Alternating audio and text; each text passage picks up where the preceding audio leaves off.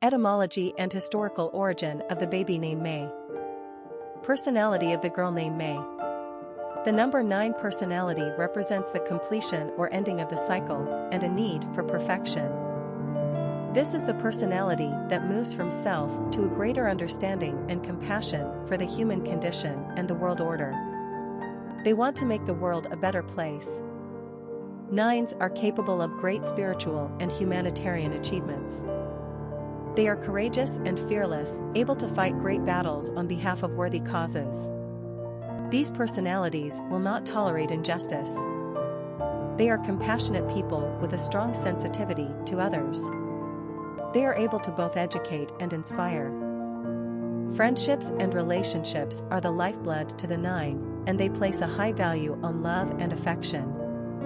9s are often exceptionally gifted artistically, and they have a keen imagination and enterprising mind. Popularity of the girl named May. Quick facts on May. Gender, girl. Origin. Number of syllables, 0. Ranking popularity, not applicable. Pronunciation. Simple meaning. Characteristics of May. Intuitive, independent, multi-talented, oneness, perfection, philanthropy, idealistic. Cultural references to the baby name May. Literary characters of the baby name May. Popular songs on May. A song by Spiderbait, I'll Never Be, Your Maggie May, Daisy May, May I Call You Beatrice, For Emily, Whenever I May Find Her, a song by Suzanne Vega, a song by Wild Strawberries, Simon and Garfunkel. Historic figures with the name May.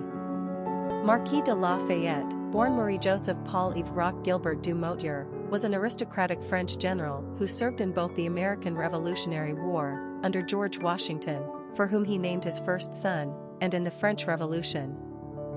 Born into a family of impeccable ancestry, the Marquis de La Fayette was a French military officer who distinguished himself in battle with the Continental Army of the American Revolution, and rallied the French government to support the American efforts to free themselves from Britain.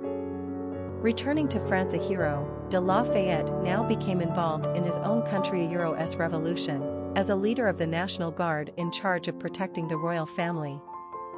In 1824, de Lafayette made yet another voyage to America, touring all of the states and cementing the cordial relations between the United States and France. In 1834 the Marquis died of pneumonia. He is honored and revered in his own country, certainly, but his status in America is monumental, with countless representations of him from sea to sea. Bing Crosby was one of the most famous singers of the 20th century, as well as being a beloved movie, radio, and television star. Born Harry Lillis Crosby in Tacoma and raised in Spokane, Washington, Crosby acquired his nickname, Ayuro, from a popular cartoon character of the day. Singing in a trio called Ayuro Rhythm Boys Ayuro in the early 20s, Bing Crosby soon enough broke out on his own with that trademark bass baritone to become one of the best-selling recording artists of his time. In addition, he contributed valuable financial backing toward innovations in the recording field, achieving landmark technical advances.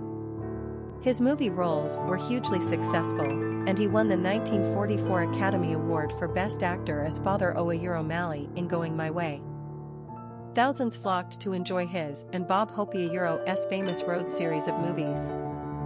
Bing Crosby was equally successful in the formats of radio and television well after many men would have retired. He was an avid sportsman as well, particularly with regard to golf and to thoroughbred horse racing.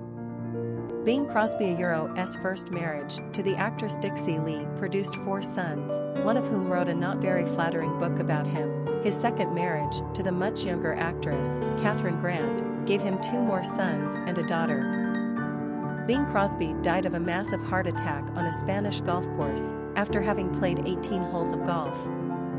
That somehow seems appropriate. Emily Elizabeth Dickinson was the reclusive American poet who lived from 1830 to 1886 and wrote a treasure trove of poetry in her life, much of which centered on death and its consequence, immortality. The complete and unaltered collection of her poems was not published until 1955, almost a century after her death, and it established her as a major American poet. Born in Amherst, Massachusetts, to an impeccable strain of Puritan settlers, one of whom founded Amherst College, her early life was one of privilege and conventionality. But she was always strongly affected by the deaths, often untimely, of friends and relatives. As she grew older, she spent most of her time at home, caring for her ailing mother and attending to household duties, while indulging in a passion for horticulture and herbariums. In 1858, she began revising and collecting her poetry, amassing over 800 pieces. By the 1860s, she had become a virtual recluse, suffering from what the physicians of the time termed a Euronervous prostration but which many modern-day scholars believe to have been agoraphobia. She began to be truly reclusive, speaking to visitors from behind a door, and conducting her social life largely through correspondence. In 1874, when her father died, Emily did not attend the funeral. Whatever her reasons, Emily Dickinson chose seclusion as her companion and poetry as her legacy. When she died at the age of 55, the poem read at her own funeral was that of another, equally individualistic, Emily Emily Bronte Eno coward soul is Mine Marlene Dietrich was born Maria Magdalene Dietrich on December 27, 1901 in Berlin, Germany. She began using Marlene as her professional stage name in her late teens because her parents disapproved of her acting career. Dietrich quickly became successful in her native Germany and starred in the country Euro's first Itaki movie with sound, which was made by Hollywood director Joseph von Sternberg. An English version of Eater Blaue Angel The Blue Angel, was also released in America and catapulted Dietrich to superstardom. The sultry, husky-voiced beauty often played the roles of an unapologetic femme fatale nightclub dancer or lounge singer. She redefined notions of femininity in many ways. Some of her most notable films after The Blue Angel include Morocco, Shanghai Express, The Devil is a Woman, Witness for the Prosecution and Judgment at Nuremberg. Her acting career spanned about 40 years, and by the time she was in her 50s, Marlene focused on her also successful singing career, giving performances throughout North America and Europe. She settled in Paris in her 80s and famously became a recluse, forbidding the world to see her in her advanced stages of age. She lived to be 90 years old and is buried next to her mother in Berlin. Florence Nightingale is the famous British reformer who was essentially the founder of the nursing profession, and whose name is synonymous with one who brings great comfort to others. Born in Florence, Italy, hence the name, to a wealthy British family, Florence was raised in England and essentially educated by her father.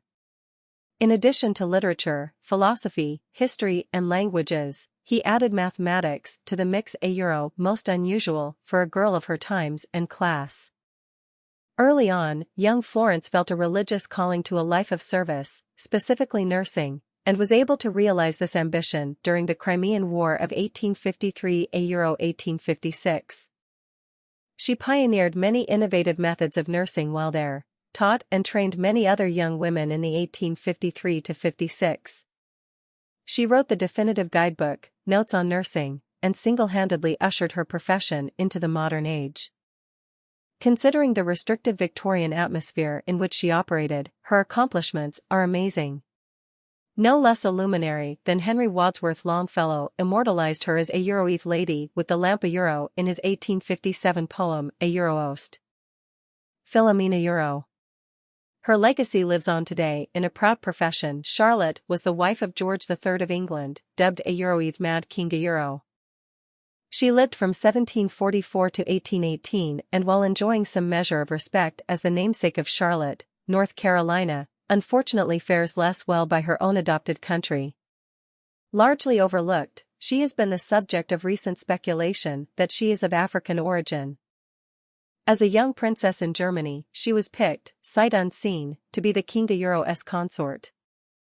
The couple had a solid marriage until his unfortunate descent, in 1788, into what was thought to be madness. They brought up 13 out of 15 children to adulthood. Charlotte was the grandmother of Queen Victoria. She was an accomplished botanist and helped to expand Kew Gardens. She was a patroness of the arts. She founded several orphanages, and she was concerned for the general welfare and education of women. She saw to the comfort of her husband during his illness. However, the abiding notion is that she was a. Dickens wrote of her as the a queen with a plain face and had African forebears. So be it. In our opinion, that would give the current royal family a feather in its cap along with a little cachet a. They should hope it is true. Rachel Carson is the author of Excellent Spring to Euro, her 1962 prize-winning expose of the harm being done to the environment by chemicals. Having worked as a scientist and editor for the U.S. Fish and Wildlife Service, she had already published numerous pamphlets, scripts, and articles on the conservation of natural resources, as well as 3 books about the sea. It was her anxiety about the increasing use of synthetic pesticides after World War II that caused her to turn her attention in that direction, and Silent Spring was the result. Vilified by corporate chemists, agriculturists, and even government agencies, she held firm to her convictions, and the book was a runaway success. Rachel Carson died in 1964, but her legacy is an astounding €1, no less than a 180-degree turnaround in how we, the human creatures in charge of this great planet, are beginning to think about and act toward the world we live in. She can truly be lauded as the mother of environmentalism. Otto Frank is the father of the famous and Frank of the Heartbreaking Diary, and the only one of the 4 Franks who survived the Holocaust. German-born, Otto Frank had served in the German army in World War I. He and his wife were raising their 2 young daughters in Germany. In the mid-30s, as Nazism's persecution of Jews was on the rise, Otto decided to take his little family to Amsterdam. There he opened a small business with the ownership in the name of non-Jewish associates. He also attempted on more than one occasion to obtain visas so he and his family could emigrate out of the country, preferably to the United States. We all know how that turned out. After 2 years in hiding with his family and assorted others to whom they extended their generosity, the Franks and the others in hiding were betrayed, taken prisoner, and ultimately sent to Auschwitz. After the war, Otto Frank returned to Amsterdam and collected the diary from the ransacked hiding place. He spent the rest of his life overseeing its publication, with some controversial bits of editing, seeing to the production of stage, plays and movies, and establishing the Anne Frank Foundation. He married a fellow Holocaust survivor, had more children and lived to the ripe old age of 90, but surely a large part of Otto Frank had already died in 1945. Kit Carson is one of the best-known characters in the pantheon of the American Old West. He was born in the Missouri Territory and apprenticed at a young age to a saddle maker, but this was not the life for Kit. At the age of 14 he ran off and started his extraordinary life with fur trapping. As such, he mingled with Native American tribes and married first an Arapaho woman and after her death a Cheyenne. Although he could neither read nor write, except to sign his name, Kit was proficient in Spanish, French, and several Native American languages. His teaming up with John C. Fremont was serendipitous. He worked as a guide for Fremont, and during their long association, Kit Carson was present on expeditions into the Sierra Nevada and the Oregon Trail, and took part in California's Bear Flag Rebellion. The tales of these exploits made Kit the subject of dime novels during his lifetime. His popularity only grew wider after his death. Kit Carson worked as a federal Indian agent, and while he advocated for the reservation system, it is generally believed that he did so in the spirit of trying to protect the native people from the growing hostility on the part of white settlers. Nonetheless, he was one of those responsible for the relocation of thousands of Navajo to a reservation in New Mexico, an episode that became known as the Long Walk, which resulted in the deaths of hundreds. After serving in the Union Army during the Civil War, Kit Carson retired to the life of a rancher in Colorado. In 1868, he traveled to Washington, D.C., in order to plead for assistance on behalf of the Ute tribe. Certainly a man of his times, and manifesting the overriding sense of superiority of the white man, Carson still appears to have been closer than many to our somewhat more enlightened times. John Wayne was the iconic and hugely successful American movie star born in Iowa with the unfortunate moniker of Marion Morrison. Called a Euroduke a Euro, happily, from a young age, the man whom the studios dubbed John Wayne came to movies by way of odd jobs and bit parts. It took the genius of director John Ford to insist on his being cast in 1939 A Euro Stagecoach to send John Wayne to superstardom via almost 150 movies, most of them westerns. Among his most popular movies were Rio Bravo, The Quiet Man, The Searchers, and True Grit, for which he won an Academy Award. John Wayne was known in later years as much for his conservative politics as for his movies, as he boosted Republican causes, championed the war in Vietnam and bemoaned the state of contemporary American youth. As much as he stood for a militant aggressiveness, he never joined the armed services, although he tried. Deferred because of his age and family status, he was also the object of Studio Euro's efforts to keep him on the lot cranking out pictures. Nonetheless, he epitomized the fighting patriotic American to the day of his death. Married 3 times, John Wayne fathered 7 children and died of stomach cancer, after having beaten lung cancer some years earlier. He remains one of the best-known and most popular figures of American culture to this day, and even has an airport named after him. Not bad for a boy named Sue, Marion. Willie Mays is one of sports Euro most beloved figures and arguably the greatest baseball player of all time. Willie, the Eurose Heikita Euro, spent almost his entire career with first the New York Giants and then the San Francisco Giants. His number, 24, has been retired by the team, although Willie offered it to his godson, Barry Bonds. He holds numerous records and awards, including World Series championships, MVPs, Hall of Fame membership, Player of the Decade and the honor of a statue of him outside San Francisco Euro's ballpark.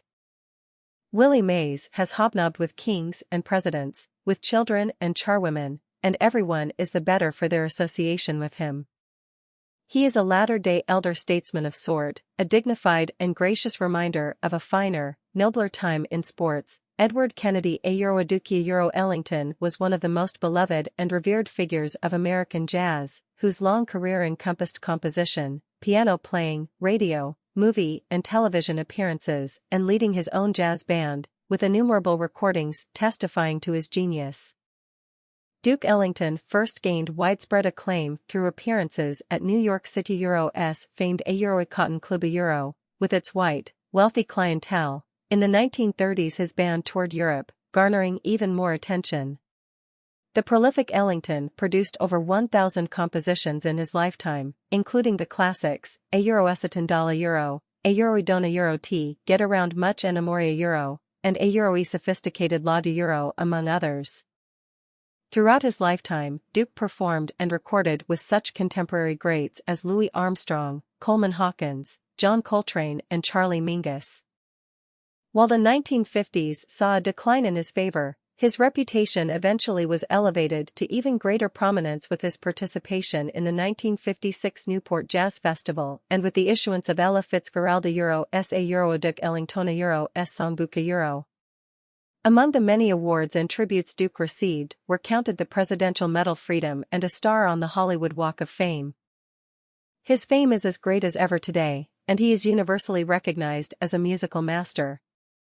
His own 1973 autobiography says it all, "Music is my mistress." Ralph Waldo Emerson was one of the greatest American thinkers who believed in the boundlessness of the private man, individualism and the connection between man and nature in the universe. His philosophy was at the center of the American Transcendental Movement, and his most widely read essay, Naturia Euro, 1833, represented 10 years of intensive study in religion, philosophy and literature. His writings would have a profound influence on some other great American thinkers, Henry David Thoreau and Walt Whitman. Some great quotes by Emerson include, "A Euroito be yourself in a world that is constantly trying to make you something else is the greatest accomplishment. A Euro and A Euroe and you make a decision, the universe conspires to make it happen. A Euro." Tyrone Power was a highly popular American movie star, particularly through the 1940s and 1950s. With an impeccable pedigree in English theater on his father Euro's side. His dashing good looks made him a natural for the type of swashbuckling role he played in such romantic movies as The Mark of Zorro and Captain from Castile, although he always strived for more serious roles on the stage, both in America and England. Ironically, probably his best-known role had him cast against type as the cheating womanizer accused of murder in 1957 as in Witness for the prosecution. Tyrone Power served with distinction in the Marine Corps during World War II. Married 3 times, he sired 2 daughters and a son who was born after his death.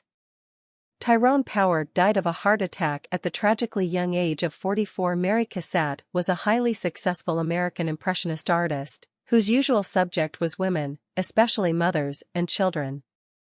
Born to an upper-middle-class family, her privileged childhood included extensive travel and a sophisticated education. Still, it was a time that discouraged independence and careerism in women, especially in the arts. Mary Cassatt moved to France and, although she was not allowed entry to the École des Beaux-Arts due to her gender, she studied with their masters and also self-taught by copying the great works in the museums. Highly influenced by Edgar Degas, she became associated with the Impressionistic movement, although in later years she moved away from any labels. She spent most of her life in France, being awarded the Légion d'honneur in 1904, and having had much of her work exhibited in the prestigious Paris Salon. Mary Cassatt made the decision early on not to marry and become a mother, knowing that she could not thus carry on her Lafayette's work. Ironically, it is for those very tender depictions of mothers and children that she is best known today. More information forthcoming. Leonardo di Ser Piero da Vinci was a true Renaissance man in every sense of the word. He came from humble beginnings as the illegitimate child of an Italian notary and a peasant girl in Vinci, Italy, near Florence. He would eventually be raised by his father, who gave him access to a vast supply of scholarly texts, which was a good thing since this boy had an insatiable curiosity. His father apprenticed the 15-year-old Leonardo to Verrocchio, a renowned Florentine painter, where his genius became quickly apparent. Leonardo is mainly known as a painter, and 2 of his works in particular are known in every corner of the world, the Mona Lisa and The Last Supper, 2 of the most reproduced works of arts in history. He is also known for his notebooks, which he never published, displaying his brilliance as an architect, scientist, engineer, inventor, botanist, geologist, and so much more.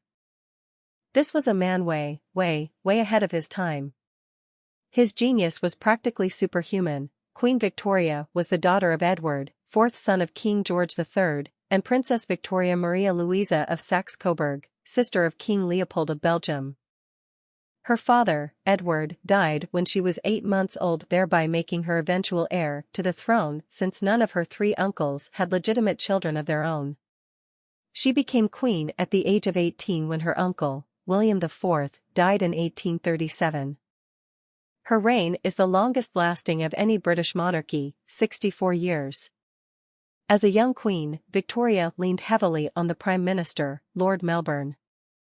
Shortly into her reign, Victoria married her cousin, Prince Albert of Saxe-Coburg. Their marriage was a happy and loving 17-year union which produced 9 children. Albert died of typhoid fever at the young age of 42, and Victoria sank into a deep and isolating depression.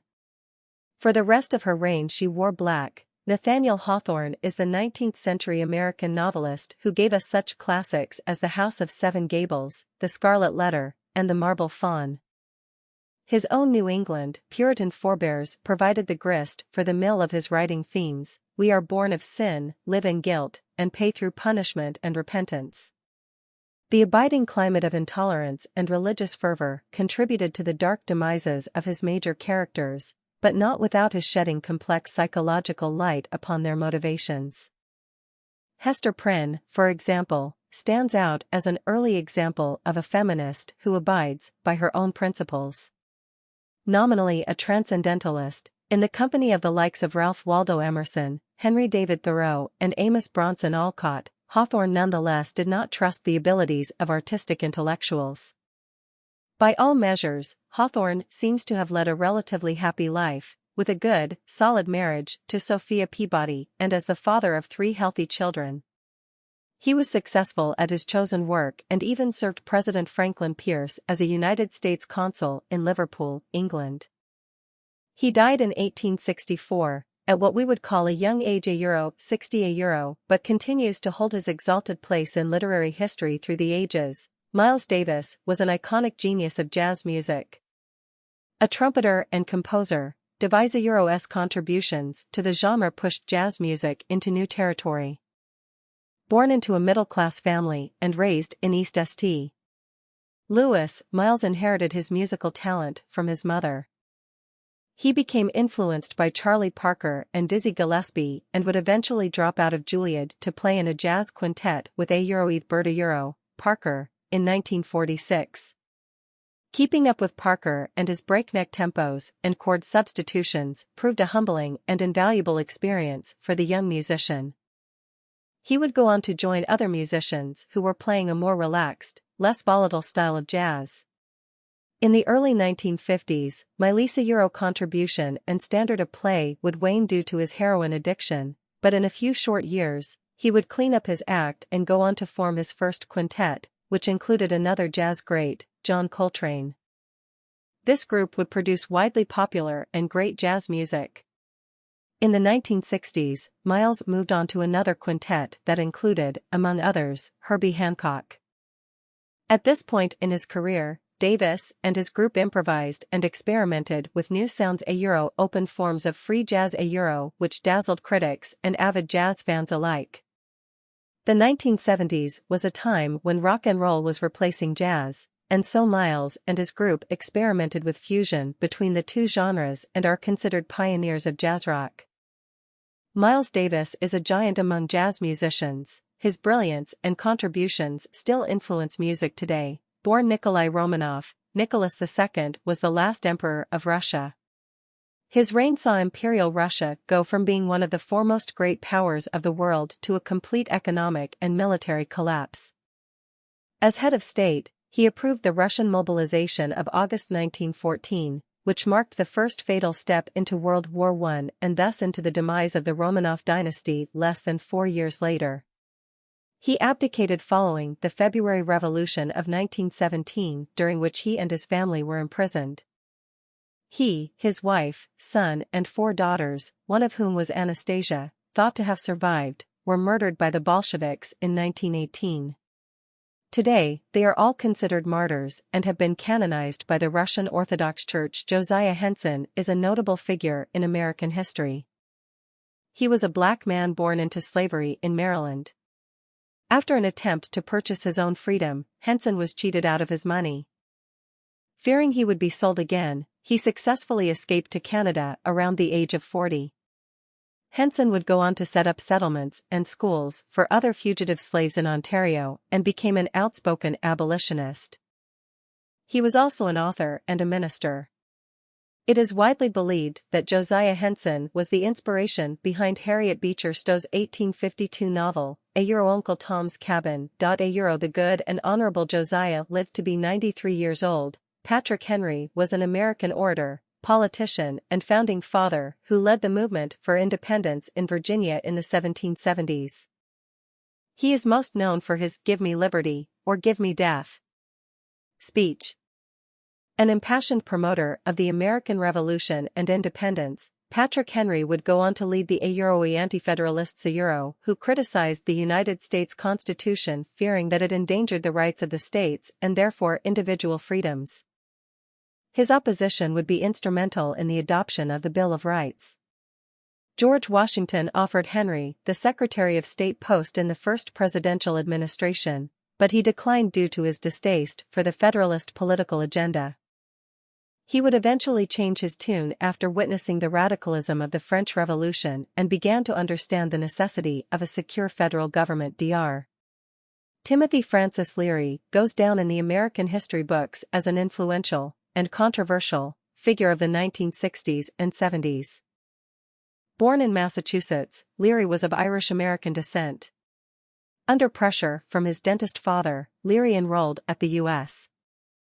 Military Academy at West Point but was promptly dismissed after displaying a lack of respect for the rules, honor code and authority in general.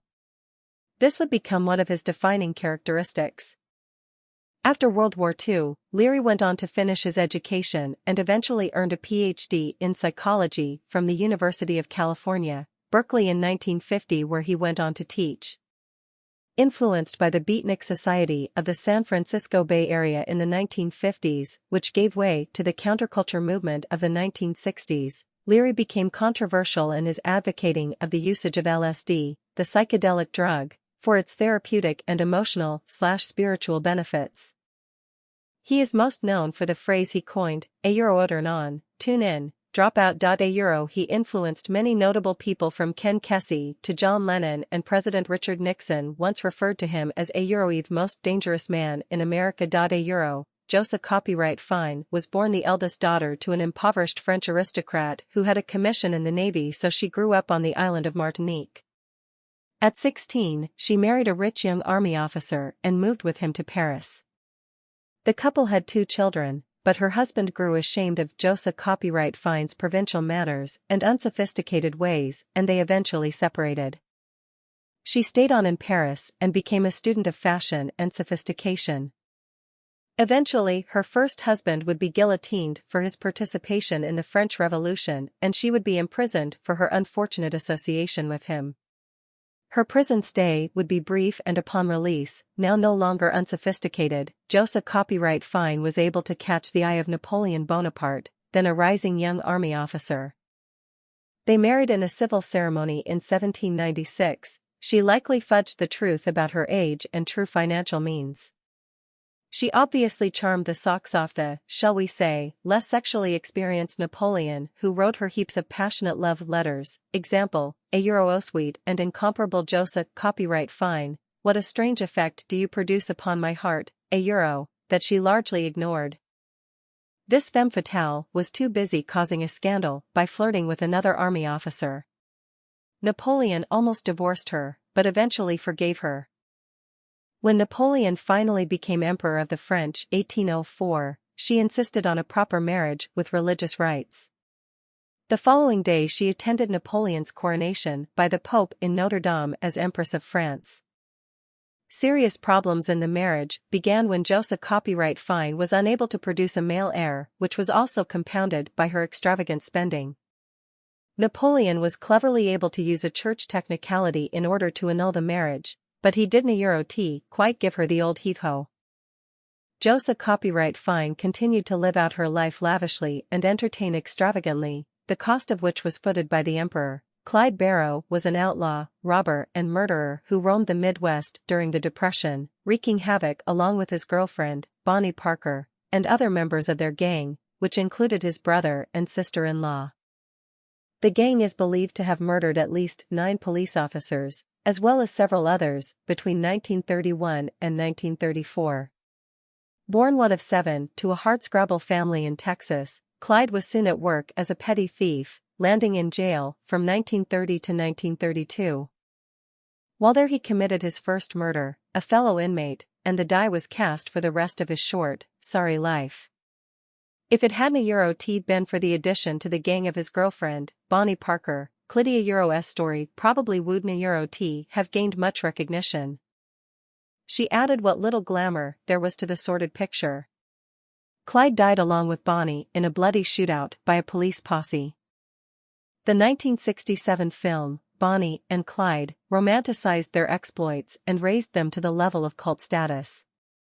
One thing is for certain, Clyde Barrow was no Warren Beatty. Salvador Dali was an important 20th-century Spanish artist noted mainly for his role in the movement of Surrealism as defined by his most prominent work The Persistence of Memoria.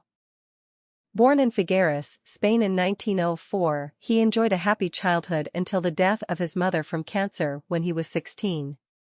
This event would profoundly impact the young artist. After attending art school, Dali would soon make his way to Paris, the center of the art world, during the time of Cubanism and Dada, which heavily influenced him. Considered imaginative and eccentric, Salvador was quickly invited into the most prestigious inner circles of the Parisian art world. This would include Picasso, who admired Dali's work. By the 1930s, Salvador Dali became one of the icons of Surrealism, although he had many other artistic pursuits including sculpture, photography, writing and filmmaking. His work was avant-garde, lasting and as memorable as his flamboyant mustache. Harry S. Truman was America's 33rd president, serving between 1945 and 1953. Truman assumed the presidency after Roosevelt's death on April 12, 1945. Americans were stunned, still grieving and nervous about this man they hardly felt they knew. Truman was a farmer from Missouri, turned businessman, turned politician. He was plain-spoken, called it like he saw it, and had much common sense to make up for what he lacked in formal education. Known for his "the buck stops here" sign on his desk, Truman had the courage to make politically controversial decisions. One such decision was dropping the atomic bomb, forcing the Japanese to surrender, a decision that was believed to have saved the lives of 500,000 to 1 million American troops and put a final end to the long and difficult World War II. His presidency will be remembered for the A-bomb, but also the Truman Doctrine, an ultimately unsuccessful containment policy on the spread of communism, and the Marshall Plan, U.S. participation in the reconstruction of Europe.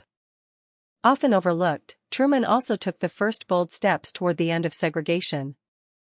His wife Bess, Elizabeth, was the love of his life and they, with their only daughter Margaret, formed a close-knit family bond. Truman often referred to his wife as the boss and his daughter as the boss's boss. Nikolai too holds the distinction of being the last Tsar and Emperor of Russia, but let it be said, he would have preferred not to have had that distinction. Nikolai Alexandrovich Romanov was about 26 years old when he ascended the throne after the unexpected death of his father, Alexander III, and he was ill-prepared for the job, as evidenced by his prophetic statement to one of his cousins, "What is going to happen to me and all of Russia? Oh, Nikolai, if you only knew after becoming Tsar." Nikolai too took a page out of Nikolai I's handbook of autocratic control. Such autocratic styles of government generally lead to the continued suppression of intellectual liberal ideals, the execution of political opponents and the persecution of religious minorities, especially Russian Jews. Underground revolutionary movements began to take root in reaction to the Russian people's extreme discontent.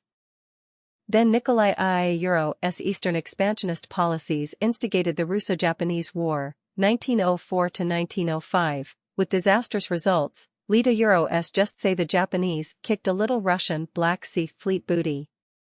Back in homeland Russia, the 1905 revolution and a Bloody Sunday led to the formation of a legislative assembly, the Duma.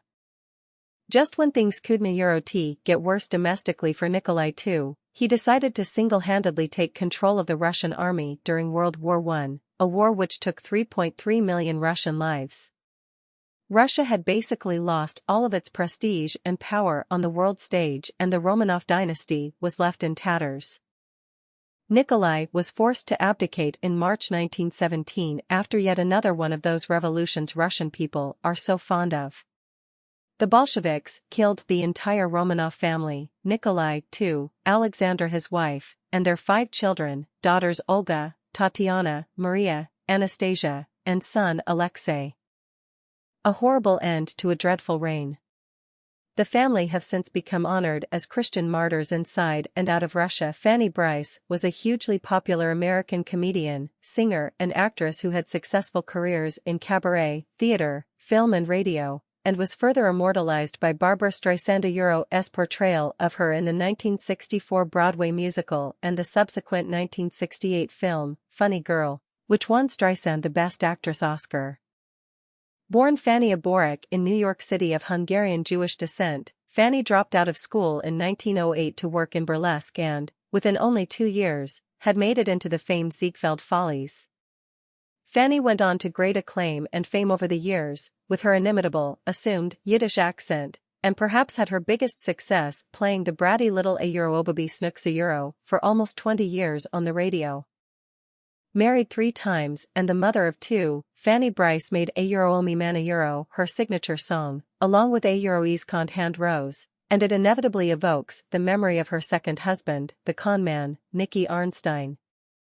He may have used her and abused her, but, as she sang, but whatever my man is, I am his, forever.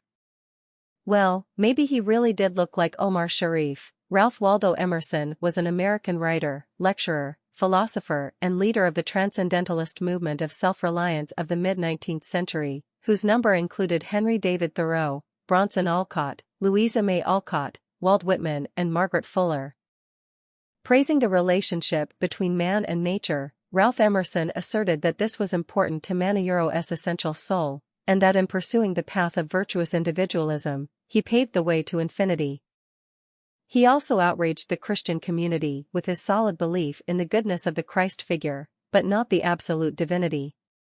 In his view, everything and everyone is connected to God, therefore, all is divine.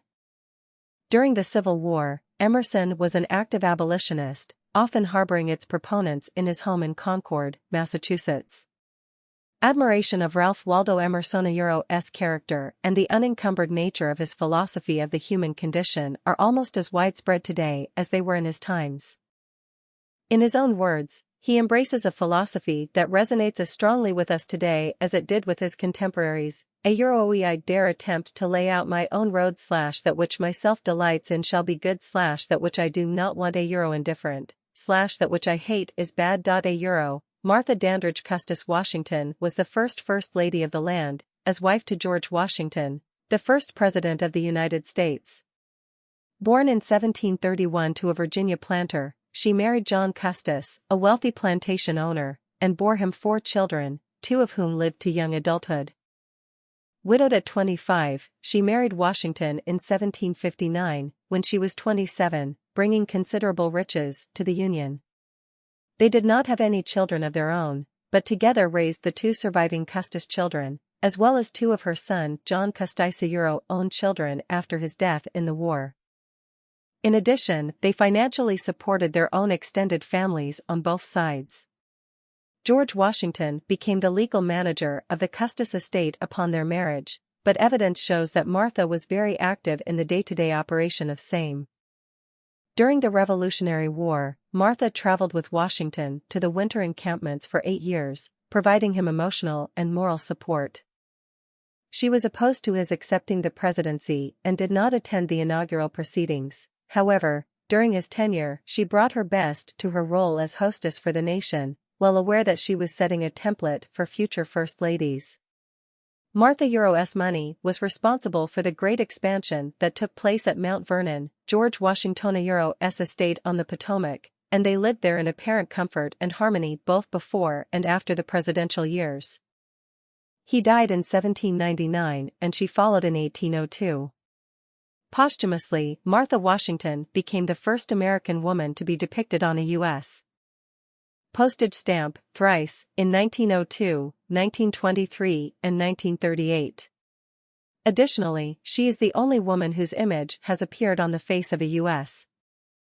currency note, the silver certificate of 1886, 1891, and 1896. This seems a fitting tribute to a woman who helped preside over the birth of a new nation. Rudolph Valentino was an extraordinarily popular heartthrob of the silent movie era of the 1920s, an Italian-born sex symbol who starred in such well-known films as The Four Horsemen of the Apocalypse, The Sheik, and Blood and Sand.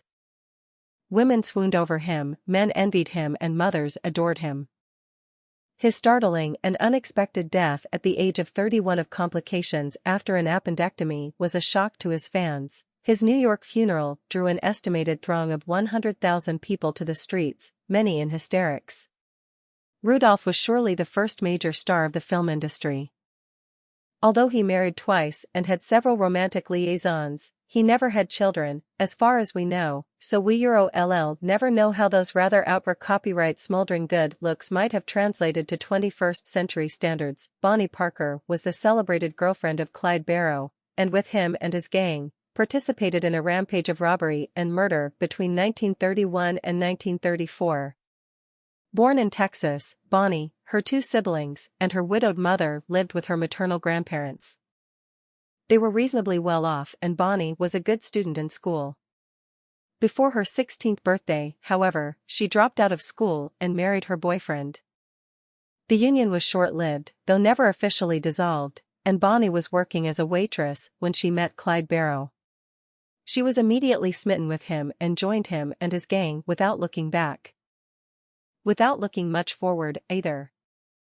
Bonnie was 24 years old when she and Clyde died together in a shootout by a police posse, and moved on into legend, helped in no small way by the 1967 portrayal of her by Faye Dunaway in the movie, Bonnie and Clyde. Born in Germany as Princess of Brunswick, Caroline was betrothed to the eldest son of Englanda's King George III and heir apparent to the British throne, George, Prince of Wales.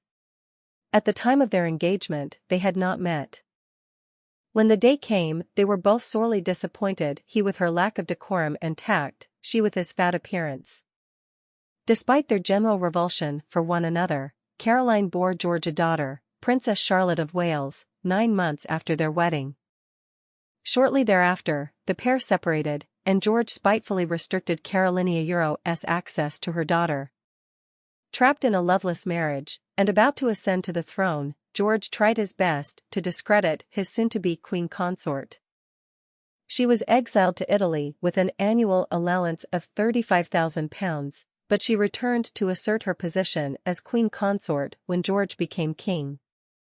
Yet King George IV had a trick up his sleeve. He introduced the Europanes and Penalties Bill into Parliament in an effort to prove her adultery and be granted a legitimate divorce on those grounds. Only George had a problem. The English public loved Caroline more than him, and they had no intention of seeing her wronged. Caroline was the first Europeoplia Princessa long before Princess Diana came onto the scene, and beloved in the same way. Queen consort Caroline became the figurehead of a growing opposition that demanded political reform in England. Unfortunately, she would die too soon for history to see how this might have played out. Knowing death was imminent, Caroline got her affairs in order, wrote out her will and planned her own funeral wherein she requested that her tombstone read, "Or lies Caroline, the injured Queen of England."